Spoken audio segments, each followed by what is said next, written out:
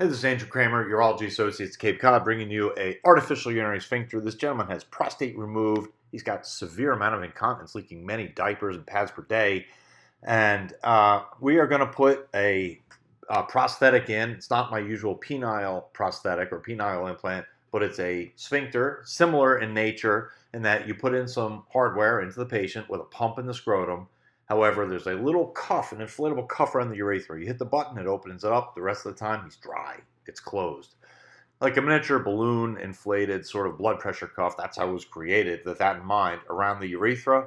And I will show you the steps. But it's pretty straightforward. You got the urethra here and in the perineum. So under the scrotum, above the anus here, there's the area called the perineum.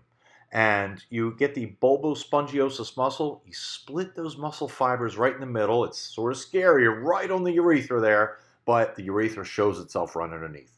And then when the muscles are split, you put your hooks in, then you really see the true urethra. That's just the corpus spongiosum, the bare spongiosum there, after the bulbospongiosus muscle is separated. And then with that there, then you go ahead and then you measure and place your cuff, being careful not to get into the urethra in any way. So we've done that here. We've got a really good dissection of the urethra. Going to get around it safely.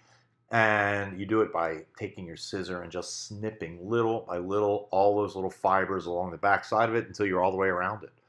And when you're around it, you can use this called a Babcock clamp to sort of pull it away. And once you're around it, you put a cuff in. And you measure the cuff per patient. Depends on the size of their urethra. In this case, it was a 4-centimeter cuff. I think my most common is 4.5 centimeters. I had a huge ex-football player. His urethra was 6 centimeters. So anyway, you measure it, you tailor it per patient, but you don't go too tight. The key is just tight enough without going too tight. There's no advantage in trying to create a tight cuff. So I've got the measurement device there, got the right angle behind it. I'm going to put the implant in then behind it, and it's just a little balloon inflatable cuff. There it is there, it's coated with antibiotic, and once it's in, I tighten it around. There's a little belt sort of process here. You put that through, and then I'm not going to show all this stuff. It's very hard, but there's a pump in the scrotum that you put in from above, an incision above. You also put in the brains of the device, the pressure regulating, a balloon.